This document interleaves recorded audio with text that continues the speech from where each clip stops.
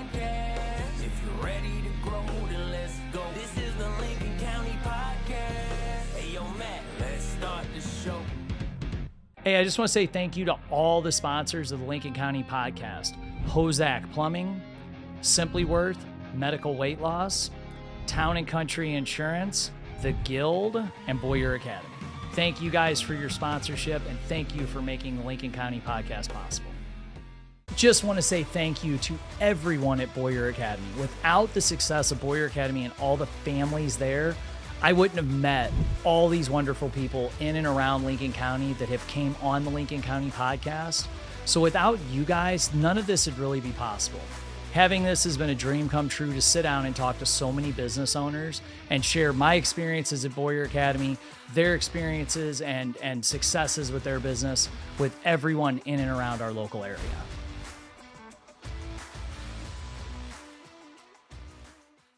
Hey guys, welcome to the podcast. Super excited to sit down today and talk business, mindset, and everything that goes into being successful in today's world. So I want to introduce my guest, or let my guest introduce herself today, and we are going to get started.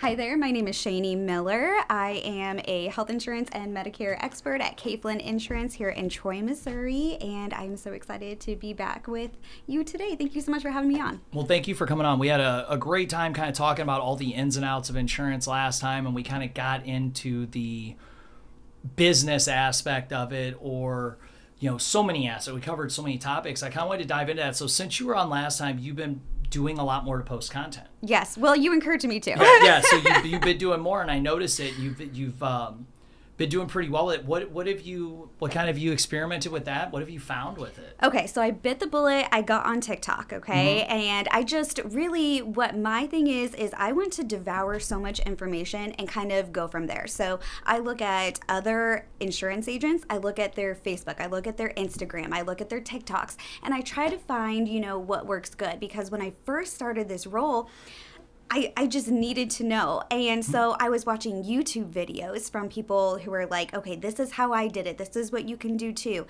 YouTube videos are so long and I don't always have time and they don't always transfer to content. And so I'm still really struggling with my content, but the thing that I'm doing is I'm just trying. I'm just going for it. I'm just putting it out there. I don't always have the time. Thankfully, it's a good problem to have. My business is staying steady. Nice. So I'm not in this place anymore where it's like, okay, I got to generate these organic leads. I'm staying pretty steady. So, it's that time factor. It's time of, going through other people's content, seeing what works, what doesn't work. And then TikTok has really opened my eyes to a lot of things. So has Instagram. Yeah. You'll have people, influencers on there that's like, okay, this is what you do. You go on these reels. You look for the reels with these amount of views. You look for, trending audios. And so really I'm in this kind of messy stage of just putting it out there, seeing what works. It's so cringy, Matt. Like every time. Trust me, I've been doing the same thing, and it is. There are days that I really worry about society when I get off there. I'm like, because I'm looking at it like you are analytically, like, okay, that worked. Look over to views. I'm like, really? That has 800,000 views on it? Yes. And I shake my head, but then, you've got the different influencers who are like, do this, don't do that. Do this, don't do that. A coach friend of mine just sent me a thing today. And it is cringy. There's stuff, and then you try to look at different people, not just in your field. Exactly. How could I apply that? That's interesting. And I don't know if you've come across this too, but like what they force feed to you on TikTok and your reels on Instagram and then even your reels on Facebook are different.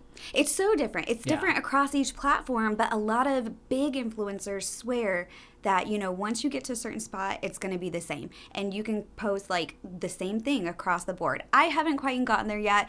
And my TikTok account, I'm keeping pretty small. I don't really want to relay that over to my business side quite yet because I haven't perfected it. What you see on Facebook, that's kind of my landing page. I'm comfortable with the content I have on there because mostly it's just boring business stuff. It's about health insurance. insurance. It's branded to Katelyn. It's safe. It's my little It's safety safe. net. It's Yes, safe. exactly. My you got safe it. stuff goes on Facebook too. Yeah, and The so stuff I'm experimenting, I'm like, well, I'll throw that on TikTok. I don't that's really know exactly those people. how I feel. So TikTok is my experimental. If you've seen my TikToks, just go easy on me, okay? I'm a little sensitive. So it's just an experimental thing. I'm trying to also learn the program. So CapCut. Some people, like you, Matt, say that CapCut is so easy, but for me, it has been so difficult to just kind of... Well, it's gotten easy for me because you've seen the amount of crap I've made. And I It think wasn't that's in the it. beginning. Yeah, and I think that's it. It's like you just have to practice. And I kind of, have this thing in my mind where it's like everybody that starts, they're going to suck at it at first. And you just got to keep trying. And like, if I make 1,000 TikToks, my first TikTok to my 1,000th TikTok, it's not going to be the same. I'm going to have to get better in some aspect. Same thing with using the CapCut. Same thing with utilizing Reels on Instagram. So right now I'm just kind of calibrating which platform or app is going to be the best one to utilize for what I'm trying to create. Well, and they're all so different. They're so different. That's Day true. Trading Attention, Gary Vee's new book. Okay, haven't heard of that one yet. Eye-opening. I'd give you a hard copy because I bought 2 of them, but his audio, he Yes. actually like stops and makes calls in it. He like stops the book. He's like, all right, if you bought the book, this isn't gonna be in it, and he goes into more. But he even explains that TikTok owns CapCut. Really? So if you use CapCut, your videos most likely are gonna get more views on TikTok than they are on Facebook because Meta doesn't own CapCut. That makes So it even can go that far. His big thing is just put out as much content as you can, see what sticks, see what relates. That's kind of been my game plan. But he really breaks down the nuts and bolts in such a layman's way. You'd really enjoy the book. I'll have to It's check that very interesting. But he does. He puts a few things out there that I was like, makes sense. That's different.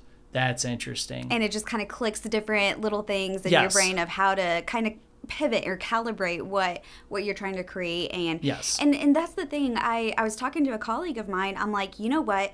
When I'm in my brain and I'm like scrolling, looking through this content, I got so many ideas. And I'm like, I could make this.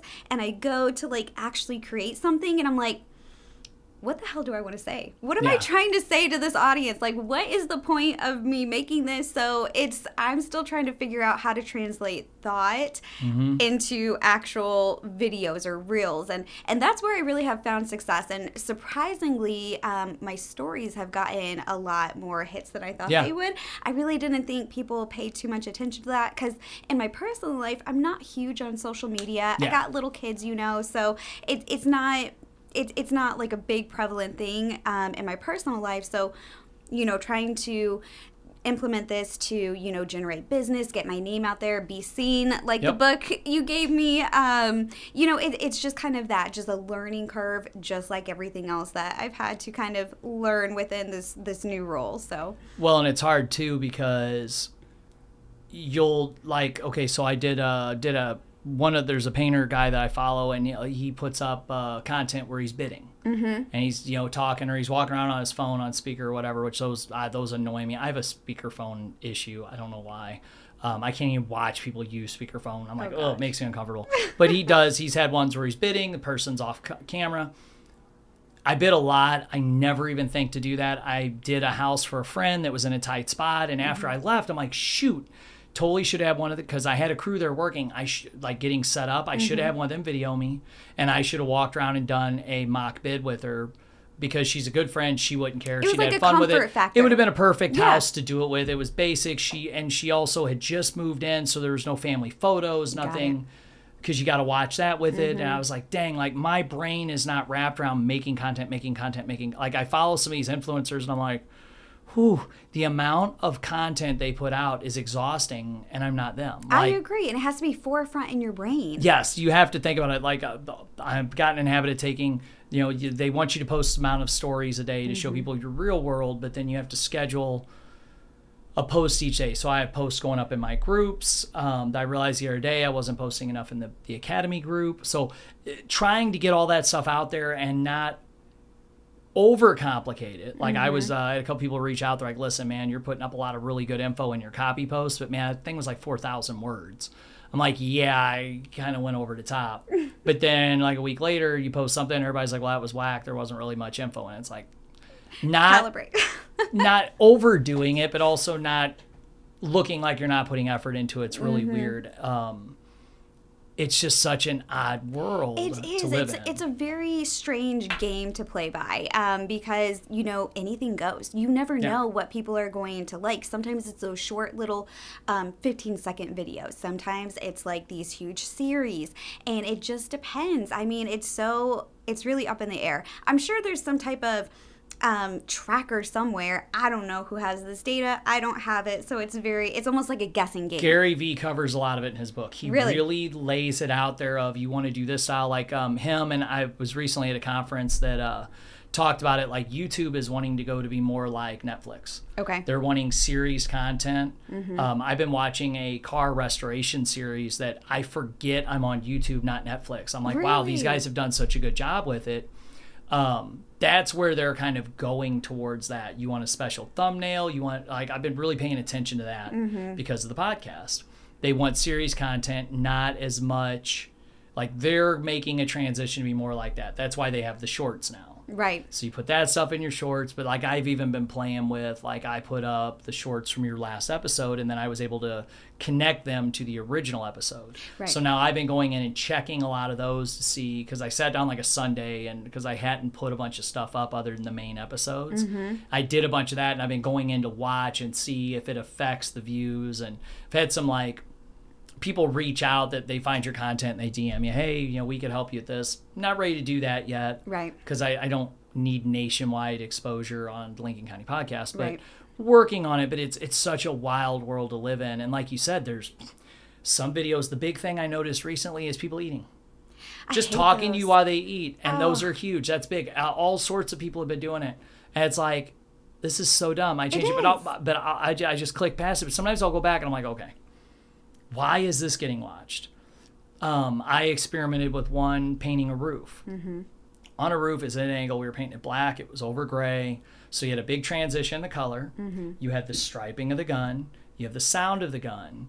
Plus, I was on the roof without a harness. So I was like, ooh, I'll get the haters being like, oh, I'm going to call OSHA. Because I get those. People will be like, I'm telling OSHA. I'm like, dude, yeah, because they have anything more to worry about than some troll in the comments. Right.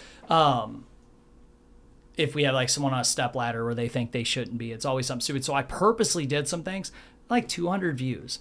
Now, that's been up since June 7th. Yeah. And I only know this because last night at like 11 o'clock, I had 3 comments on it out of nowhere on Instagram. And I was like trying to find the views on it to see, because it did not take off. And it had the sound of the sprayer. Right. Which is, everybody's like, oh, you got to have the sensory. Yes, the sensory stuff now. Because we had one where I was watching one where a painter, he was getting 1 million views and he was cutting a line in. Someone pointed out, they're like, he slaps his paintbrush around in the bucket, makes that noise, and then you can hear the brush. Right. I was like, I just don't got that type of time. Right. I was like, we're busy. Like I did last week. I did 18 bids, $79,000 in bids. I can't put that much brain power into these. Exactly. But like you said, it's throwing at the wall and seeing what sticks. Yes. And trying to find pockets of time to actually create something valuable. Yes. So that's the thing, is that a lot of these content creators, it's like, when you look at valuable content, that creator put in so much time and effort. Yes. I mean, you especially can attest to this with everything that you've done with your social media and the podcast. It takes time and it takes effort. Anybody that's just kind of doing all these off-the-wall things, what are you guys doing? Like, well, how do you have so much time? And if you go into their pages, though, you'll see like 12 videos with 800 views, one with 800,000, then they're back to 12 views or whatever, because like that one video resonated. And that's the hard part too, is what do they need to hear? What am I breaking down? Like my different people I work with in this realm have been, throwing things at me. What about this? What about that? It's really hard. It's very much, especially if that's not what you're just walking around thinking about all the time. Like there's stuff that pops up at the Taekwondo school. None of my teens, my leadership team, are really on social that much. I don't want to force them onto it, but so then it's on me to take videos of stuff. Well, there'll be things we do. I'm like, oh, that's really cool. We put up a video. I had Emily hitting the mitts blindfolded. All of a sudden, middle of the night, started getting a bunch of comments on it.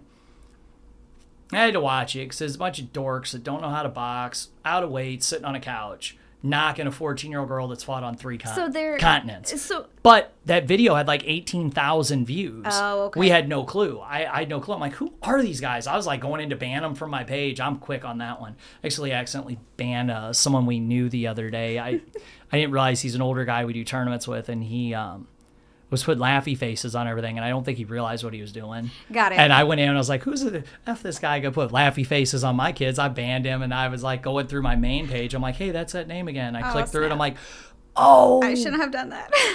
His finger's like that big around. My he doesn't know what he hit. Shoot. Oh, no. I was like, all right, I gotta go in and unban him. I was teasing my black belts. I'm like, remember Griping the other night? They're like, yeah. I was like, who's him?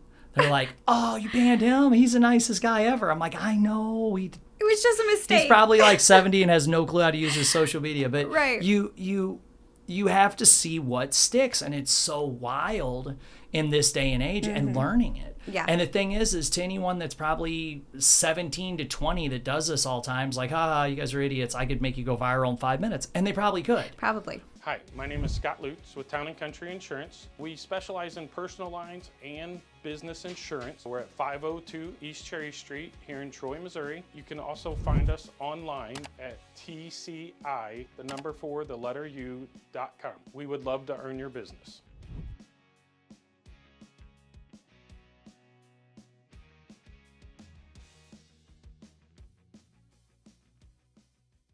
The other thing that's wild too is how you have to follow all the trends. Like if there's a stupid trend, you almost like, and I even in the book I listened to the other day, they were talking about trending music. Yes. If there is a music that's trending a lot, if you use it, your video will get more, and it's like... It's an algorithm, and that's the whole thing, is playing this algorithm game, and it's very difficult because... I don't know the rules. I don't know the rules to this algorithm game. And so you just, like you said, you have to go by what you hear from other creators. Yep. But it's just this huge guessing game. So I've tried the trendy music to an extent. Like I said, I haven't been able to do too much just because of time restraints.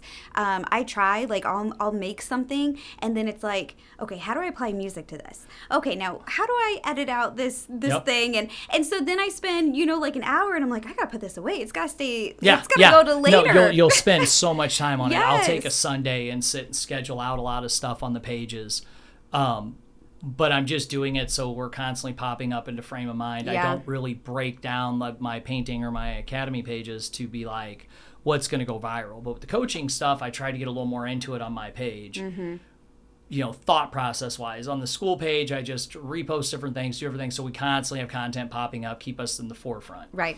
Resharing. We've been around long enough now that I go back and reshare stuff from memories. Like there's a lot of stuff that's already done. That's nice. And I don't have to put as much work in it. I can sit down on a Sunday, couple, 2-3 hours. I can have the whole month scheduled out for both pages, and that's stories, text, photos, and a reel. And I can almost get one of each of those each day if I work at it. You're pretty set with that. I feel like I have that, but only with Facebook. And it's only the boring stuff. It's just the stuff that I created with Canva that's, informational. Well, but you need it up. I need it up as that landing page. Exactly. And so I can just reshare, because not everybody, they're not going to see, one little flyer that I made and be like, oh, you posted that 2 weeks ago. So what? It doesn't matter. It's a safety thing. And that's hard to do too, because you're like, well, I just posted this, and then you have to realize that if you go in, look at your little thing, you're like, oh, wait, like 2% of my actual friends list seen it. The rest of them were right. And even if and it's something that's timeless too. So it's not like it's going to take away. It's not bad if you see it a million times. I do vision insurance. I do dental insurance. I do,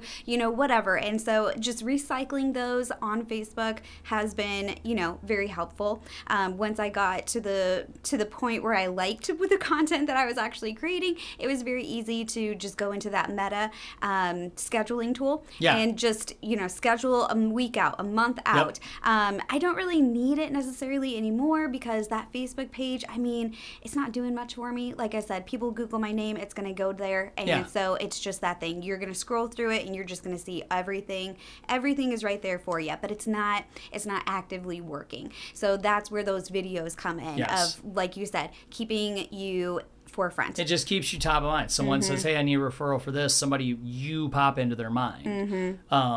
went to 10X thing with Grant Cardone years ago, and one of the things he talked about was omnipresence. You just want to pop up everywhere. Yeah. And it's hard, but it really does matter. And I think in this day and age, it's more valuable than anything. Like, I have a billboard off 61. This is the last year I'm going to do it, because that $500 a month I put into that could go into digital stuff that would mean a lot more to the business. We've had that billboard for like 6 years now. I'm good.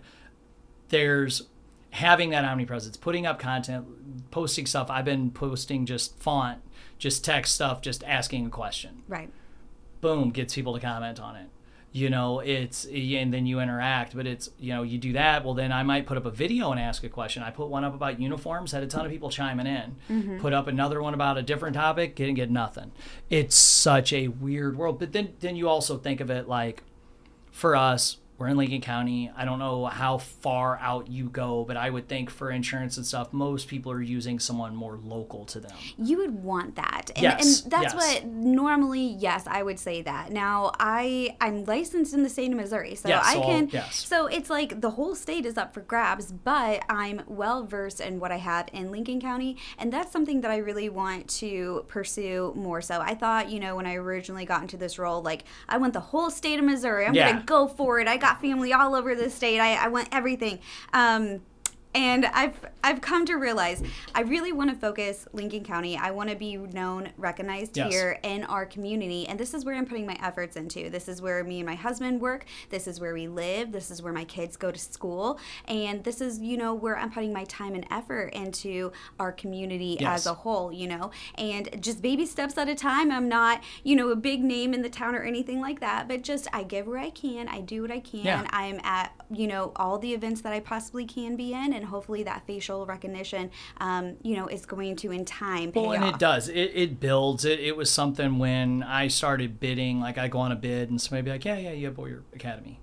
Or someone had come in the school, be like, hey, you painted my neighbor's house. Like when people started recognizing, like that was really weird. Still, I'm getting that off the podcast now. People are like, oh, hey, I love that episode of the podcast. I have no clue who they are. But it does build in this community. It is very good to do, and doing things within the community does it. And that's where I always get hung up too, because I'm like, I really don't have to do all the social media stuff. Like for my coaching stuff, yes, because I'm trying to go all over the U.S. with it. So it's a whole different ball game. But just local stuff, it's a lot easier. And that's sometimes when you get into playing with this stuff, because it's challenging. Right. And you get into it and you're messing with it, then you kind of step back. You're like, is it really going to break me if I don't post today? No. Not really. And that's something I've been trying to focus on, is doing enough that I'm at a good comfort level, not doing enough that I'm constantly feeling like I got to do more. Right. Taking that time, turning it off, stepping back and being like, okay, it's not the end of the world if I don't hit, because I set goals. I want to obtain my goal. I don't like to miss my goal, but I'll get too set on it to where I don't sleep good. Right. Have you found with all, we've had so many conversations, I feel we're very like-minded in this, that with like, even before business, you were a goal setter or very detailed, or, was there something when you look back on life that you're like, yeah, I see this from when I was younger? Because I question myself on this. Mostly it's been like desire. Okay. So it's if I have something passionate or a desire inside of me, I'm gonna get it. Like, I'm gonna go get it.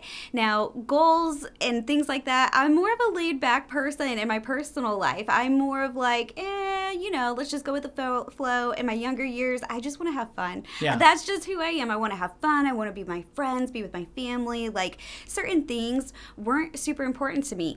Earning a living wasn't super important. As long as I was able to pay my bills and have what I need, that's what success looked like for me. And I've changed as I've grown, just because of how the world is and for what I want to create for my kids. So, of course, that changes it a lot. It does. You and Casey, I'm sure, have gone through that. When you start a family and have kids, like, you change entirely as a person. And I think it's just made me a little bit more driven, because I look back at my childhood and my past, and I'm like, okay, I was on a certain trajectory. I've had certain things and lived like a certain way, and I want more. And I want more because, I'm raising these kids, and you, I'm sure, look at Jocelyn and Ben and feel the same. Like, these are great little people. They can do really good things in the world. What what do I need to do to set them up for this success? To give them that opportunity. Yeah, and also to like guide them in a certain way and create a lifestyle that is better than what you had. Yeah. And so it's kind of been that, like, you know, I'm relatively young still, so I feel like I'm still kind of growing into myself as well. And so so really within work has always been work. I grew up on a cattle ranch, and so, you know, work is work. You got to work hard, you got to get things done. And so in all of my, you know, past jobs, my work ethic has been sky high. Yeah. So it's always kind of translated, but I've never had that goal of where I wanted to be. Everything was just, this is a job. It's a means to an end. And now I've kind of changed my mindset. It's like, you know, I don't want just a means to an end. I want something bigger than that. And so I think it's just that desire of wanting something bigger, wanting something more, not just for me, but for my family. That's a driving factor in my life. For sure. And that's how I've always felt too, of, okay, cool, we've got this now. What can we do to have more opportunities, or to, you know, when tournaments pop up or opportunities pop up, I want to make sure I have the financial means to do that, to not deny that to my children. Right. I watch a lot of parents that come in the martial arts school do that because of poor choices they've made. Now you get to see a child miss out on things, and that breaks my heart. Mm-hmm. I don't want to do that to my kids. I want them to be able to, you know, when they're 25, to be like, yeah, we've been to all these different countries because we were in martial arts, and, you know, we were able to go do that. So I want to make sure you know, people are like, oh, you work, you have these businesses, you know, probably think I'm greedy or something, but it's more like, I just want to be able to set them up for the best success they can have. Right. You know, if that means I work a little more, whatever, I'm good with it. Mm-hmm. Have you always kind of found yourself to like challenges, like, or to set like you know, not really set a goal, but, you know, I want to maybe get this much reach in my deals this month, or maybe you had like a quota you wanted to hit or something. Like, have you always been like that? I have, but not, I don't think to like the highest capacity. So really, goal setters, they're like, I'm setting this goal, I'm gonna exceed it, I'm gonna meet it, whatever. Mine is expectations. So like my goals or my quotas never really work out for me. I don't know why. It's not that I don't try. I try really hard all the time. But it's just, and so with my personality, I get discouraged very easily. So if I set a goal, like I want, you know, 10 clients this month and I end up with 5, I'm going to be like, oh my God, I suck so bad. And I just like, exactly. I get so discouraged. So for me, I got to play my brain a little bit, and it's like, really, I work on expectations. And when I look at myself being, you know, the best that I can be, what I'm working at is perfecting what I can control. I can't control how many clients are going to need a plan this month. I can't control that. I can only market myself as much as I can, and it's either going to work or it's not going to work. But what I can do is I can focus on this individual in my office right now and do the absolute best job that I can do. And whatever learning experience comes from that personal client interaction, I use it to grow and better myself for the next person that's in that seat. And it's like, okay, I got experience from this client and this mishap, so this time I know that I need to do X, Y, Z, and I'm going to be better and better. And when you're that good, people are going to recognize it. Yes. And so the growth is going to come. The numbers are going to come. There's so many people that need help with these. It's going to come. It's going to be a slow burn. It's going to be that snowball effect where you start small and you roll. And I'm sure you've experienced some of that when you started the studio in Troy. Mm-hmm. You know, you can only do so much, and it's going to come as it goes. So I just stay faithful and hopeful, and I just try to be the absolute best expert in this field that I possibly can be, and do the right thing for each client so that they feel that their experience was so exceptional. They got to share it. They got to share about it. Well, and I find that a lot of people too, they set goals, and it's, well, I'm going to get to 10 clients this month or whatever. But like you said, they're not focused on the one that's right in front of them. Right. They're always focused on the next one. And I'm guilty of that. I wasn't in the beginning. I would just focus on what was going on there. And then, you know, I wanted to do more and do more and do more. So then I would set these goals. We're going to do X amount this month, X amount this month, X amount, whatever the goal was. And I would kill myself to get to them. I mean, just work myself to death. And then in the midst, miss things. Whereas by dialing it back and just focusing on each and every customer, making sure you're taking care of them to the best of your ability, like to make that the challenge, the money and the success come on the end of that. They're just a byproduct of it. It's true. By you making sure every single customer comes in front of your desk, gets the best experience possible. Yes.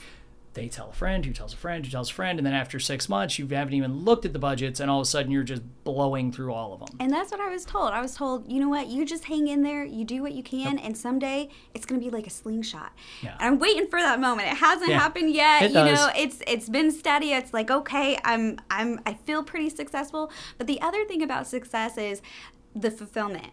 Okay? So it's like you can make however many dollars per month that you want to make, but like, is that really, like, what's the end game? What do you want to do with those dollars? How is that giving you fulfillment in your life?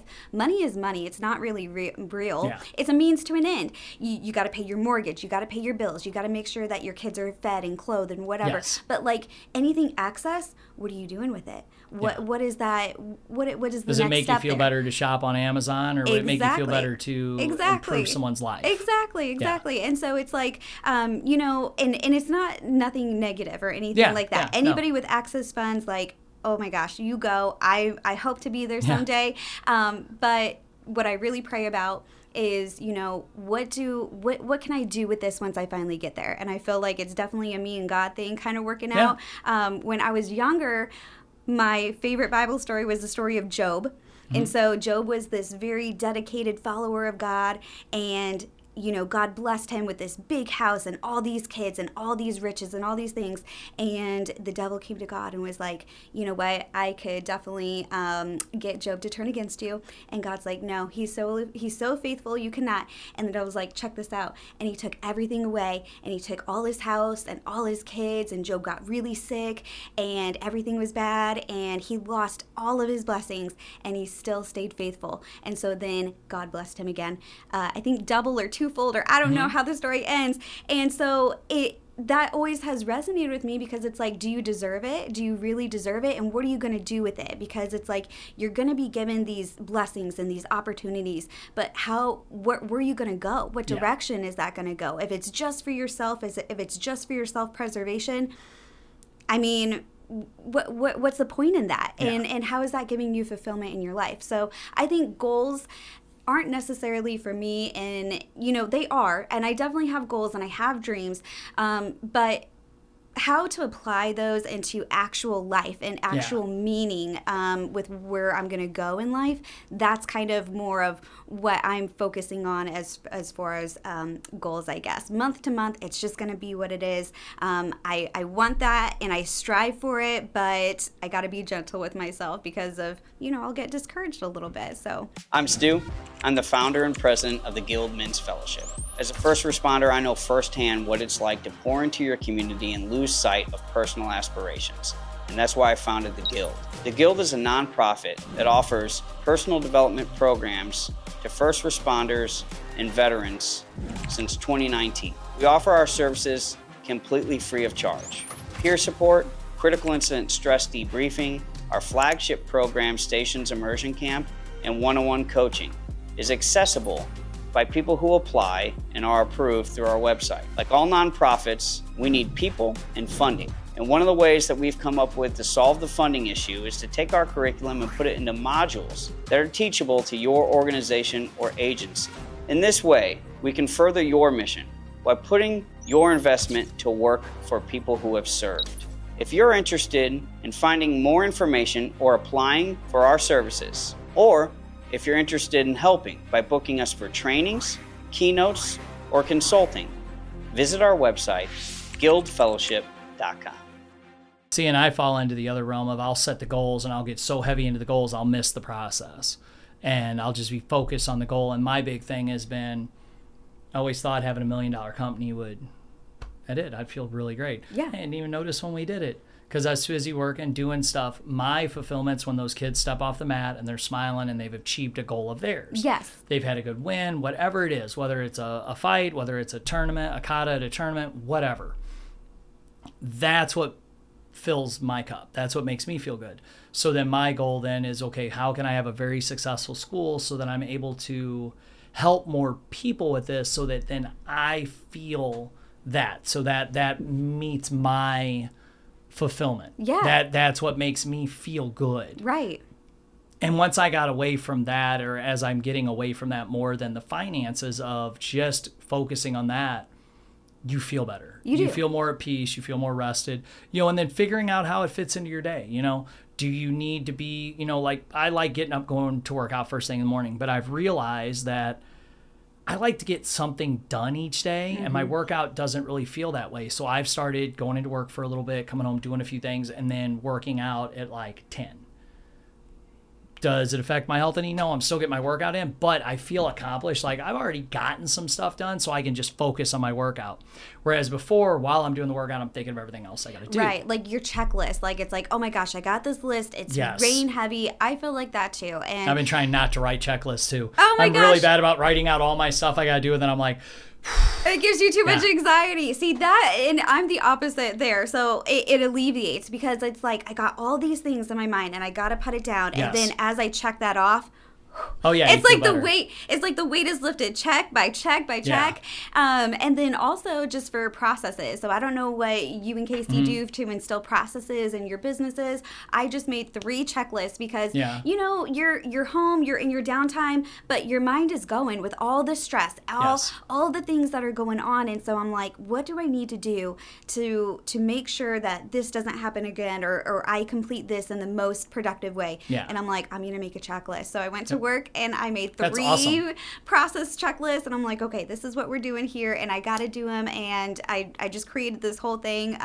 So anyway, that's what alleviates that anxiety in my brain, but I can understand how it's kind of the opposite. I like to get it all wrote out. My thing is I'll write all my to-do list out for like days, and then I won't get all the way through it, and then I'm stressing when I go to bed. It's like so I have to overbearing on you. watch like I have to play, like you said, you kind of got to play with your mind. Like I can get too wound up on everything to where I'm worried about every single minute of every single day, or I have to kind of find this in-between stage where I'm not letting it get to me. I know that I need to have this done by this time of the day. That's my checklist. Boom, have this done by 3:00.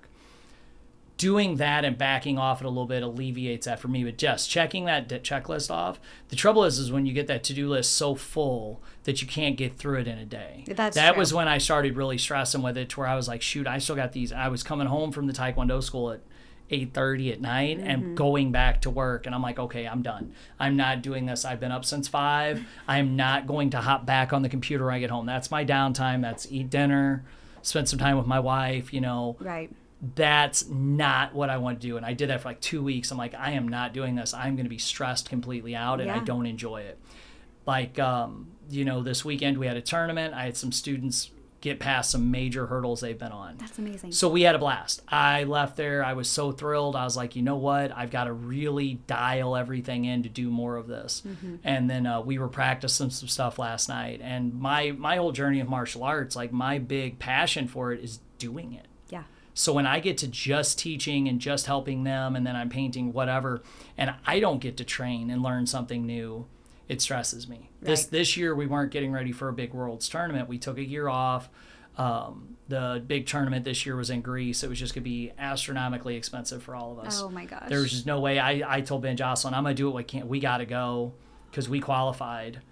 And when I started breaking it down, I'm like, dude, there is no way I'm spending. It would probably have been $30,000 by the time we got done with training, being there for a week, and then wanting to actually go and experience Greece. Yes. Yeah. To go sightsee afterwards, because you're at the tournament the whole time. I was Right. like, this is not. And owning businesses that I also have to be able to get back and run Right. from the other side of the globe. We took a step back, but I've noticed that piece missing this year for me of training. So I've been working that back in, and I find that's the trick with everyone. I feel like everybody gets on social media, they see what one person does, and they try to emulate it. Right. They try to recreate what that person does to make them happy, and I've found that I've had to kind of take pieces from everybody.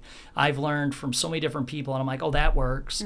That works, I tried setting up a home gym years ago. I hated it. I was like, no, I'm one of those people. I got to go to the gym so I focus. Did it again recently. Me, Casey, and kids have worked out more now than ever. That's I amazing. absolutely love it. That's amazing. Different time, it works really well. Right. Because I set it all up, I'm like, God, don't take all this back apart. I'm like, make this work. I got to make this work. And it's been great. That's good. So it's finding those processes. Like you Yeah. said, finding those things. You put processes in order. It helps you keep it straight. That helps. But And- also, like you said, you came back to it.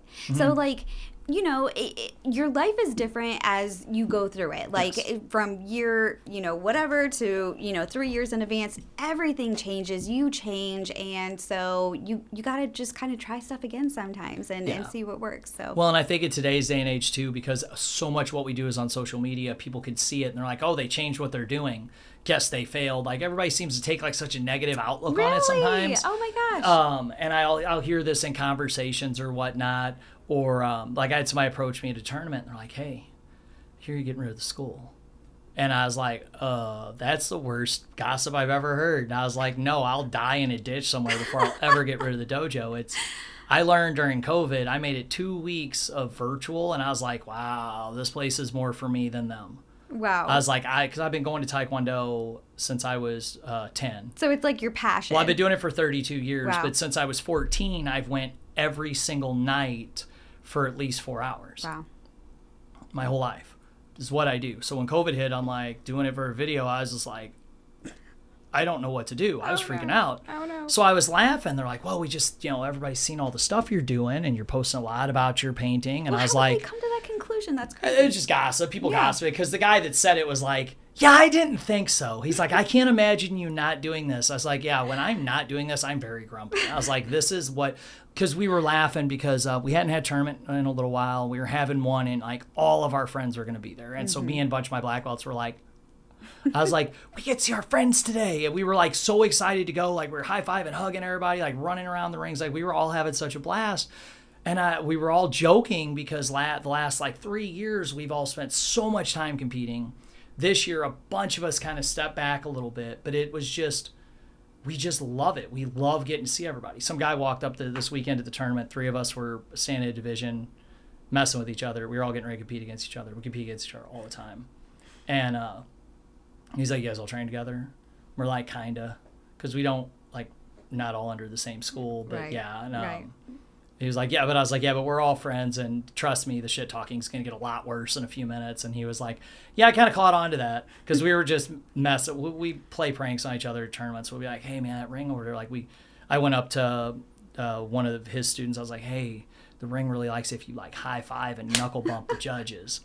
And she's looking at me, and she looked at her shoulder, and Dominic's just shaking his head. Well, he convinced my girls of something one time. So we're just constantly like making up off the wall stuff, and people Yes. overhear us. And we place pretty good, so they'll overhear us. And I'm like waiting for some dummy to go try something that we're because we knowingly do it, but we like try to stand there and keep a straight face. Right. And he's like, oh yeah, did they liked it? You got to dab up the judges, right? And I'm like, yeah. He's like, I have to keep that in mind. And people around us are like, what are these idiots going to do? And we're just joking. Oh my gosh, that's. But it's such a fun time. So like knowing what fulfills you, knowing what you're setting your goal for, knowing what you want the outcome to be, I think helps a lot. It does. I think a lot of people dive into something and they just don't know. Right. Or they don't know where they want to go with it. And, I know it's the same for me as it probably was for you. Like when you started into insurance, you didn't know where you would be going with it. No, and just like in our last video, like it happened by complete happenstance, Mm-hmm. and and this is not a recommendation for like young folks or anything like that, but I've just kind of been that person where I'm just floating along in the wind and I'm just open to opportunities, and they've just found me. Yeah. And so I just go with, the best opportunity at that time, and it's just landed me here. It's like doors close when they need to close, doors open when they've needed to open. And like this was something, I've worked at Cleveland for years before even coming into this agent role. And I saw, who was in this role before, admired this person so much, but I definitely was afraid of it because I saw like the struggles. I saw how difficult and how hard they had to work, which hard work doesn't scare me, but just like you kind of talked about, you can't run yourself ragged in one Yes. instance because then you can't be there for your family, or you Yes. can't, and so it really is something where protecting my peace is very important to me. Like I have to have this bubble, I have to have certain boundaries, I have to protect like my peace inside of me. So it was very wearisome. And then I just amp myself up, and I'm like, you can do it. You can do it. Yeah. And everybody around me too. I had so many people that were like, we believe in you. You can do it. And that was enough. And I just jumped into it, and it's going really good. So That's awesome to hear. and that's the thing is like, be open to opportunities, don't give up, kind of have this direction, and believing in yourself. All these little cliches that children are taught, right? It's the reach for the stars and have dreams and believe in yourself kind of thing, but it really does all chime down to that, and you can apply that. I think anybody that's successful in business can, it's like, if you don't believe in yourself, it's not going to happen. You can't be a doubter. You just got to have that faith, and you got to make sure that you believe that you're actually capable, and then make yourself capable. Don't just be like, oh, I'm capable, la la la. I work really, really hard. I work really hard to be capable in what I'm doing. So you can't fake it to make it. Like, no, a lot of you people got to put the effort in. Take that a little too far. Yes. You have to study it. You have to go. You have to have that confidence for it to get into that role. But you're not going to get there if you don't have that confidence, or you don't have that faith in yourself, which is really hard. I meet people all the time that struggle with that so much. And I used to tell everybody, well, I guess I'm just really dumb. I've always just been not afraid to try things. Like, I worked a job, so I was like, you want to be a manager? Sure. You want to be this? Sure. Like, okay, and I would just go into things. And I realized later on it was the self-confidence. I just had the confidence because of other things I had done and things I had done well, and I had succeeded in different areas. That gave me the confidence to do those things. It wasn't that I just kind of dumb lucked into it. I just had the confidence to try it. Right. But I didn't plan a lot of it out. Like, I always knew I wanted martial arts school, but I didn't plan out where we're at today. Right. I didn't plan on owning a painting company. There were, and I find this with a lot of people I talk to that are very successful. They didn't plan it. Right. It's, well, this happened. I stepped up to the challenge. I've done my best, and now I'm here. Right. It seems to be that is the secret sauce of it. If you try to overplan it, I mean, people all the time have great business plans, but don't have the confidence to do it. They use every excuse in the book. Just having that courage to take that first step is what's going to get you there. Ed Millett's got a great book on it where he talks about, just one day at a time, one win at a time, one customer at a time. You're just one more. That's how you get there. Right. So as we kind of wrap up, what is some advice you would give someone young that is going into business or just trying to, like you said, reach for the stars? What is some advice that you wish maybe you would have heard from someone when you were 18? Well, that is such a loaded question. But I know. That's a hard one, right? I mean, 18-year-olds, if it's 18, you're young, be young. Because the confidence and the self-assurance that you're going to need is going to come from life experience. You got life, you got your, passions, you got what fuels your fire, and work is just part of it. So even if you don't know or can't hone down right away, just be open to experiences. Yeah. Just be open to and just live your life and experience all of it, because whether it's a good experience, a bad experience, something you're not really supposed to be doing, be safe, kids. It's something that's going to give you something. You're always going to learn something from somebody. You're always going to learn something from those experiences. And it's not just life lessons. You're going to learn about yourself too. And so learning about who you are and what you want out of life. That's the thing with direction, is what do you want out of your life? And it's very difficult, I think, for young kids because it's such a loaded question even for adults. Yeah. But the more experiences you have and the broader variety of those experiences. So, get out of your comfort zone. Push yourself through those comfort levels. If you're afraid to call the doctor and make that appointment, call them anyway. Stop asking your mom to help you with that. Get out of your comfort level, do the things that feel really uncomfortable to you and build that tolerance up, and then just branch out as far as you can, because those experiences are going to feed you and also just help you learn about what direction you want your life to go in, and then just be open to those opportunities. That's awesome. Someone asked me recently on a podcast, like, if I would change anything, and I was like, no, other than I wish I would have found personal development content earlier. Right. For that guidance tool. I wish I'd have found the Tony Robbins and that when I was younger. But as far as like what you said, you're going to learn from those events. Those are what make you you. Well, and also I think your surrounding circles, okay? The people that you surround yourself with, that's extremely important too. And when you're young, you have this skewed, I think, sense of who your friends are and who your family are. And that's why I think it's just so important that, like you said, we do pour into these young minds because they need support from healthy sources. And so when kids are experimenting, you're going to have healthy sources and unhealthy sources. Both play a really big role, even though that's really scary to say. But when you pour into a young person, like a healthy source, pouring into them, like you can do it, all this encouragement, and, you know, healthy lessons, it really does make a difference in building that confidence so that they can say, yeah, I can do this. This is a challenge and I'm scared, but I can do it. Or I'm not afraid to try, at least.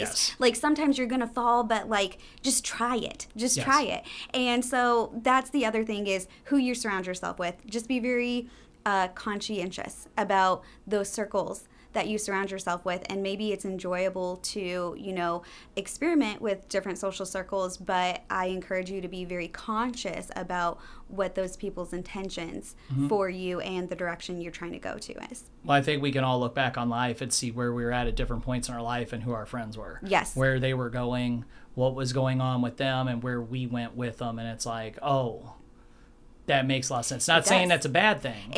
But you could see that there's different people I know that as they built up businesses paid to go to different mastermind groups because they were putting themselves in rooms with people who were doing big things, and they can attribute different success in their life to being there. Yes. Whereas also you can look back on like times in my life where I ran around with friends more than I put in my time at work. Well, it's because that's what they were all doing. And I was like, well, it's everybody around me is doing, I'm going to go do it. Right. And I look back and I wouldn't change it because it teaches you that lesson. It does. It teaches you that lesson as long as you're conscientious enough to get out of those circles. Sometimes you get in them, and some people, they're not able to break through that. And so when it drags them down. It does. And so that's the scary part there. That's the risk there. But if you put a young person in their certain social circles, and they're able to jump out of this one and go to a bigger one, and jump out of this one and go to a better one. I mean, that's learning. That's growing. When you're leaving some of these people behind that aren't where you want to go, you're growing there. And don't be afraid of that. That is perfect. Well, I appreciate you coming on. This was, again, another great talk.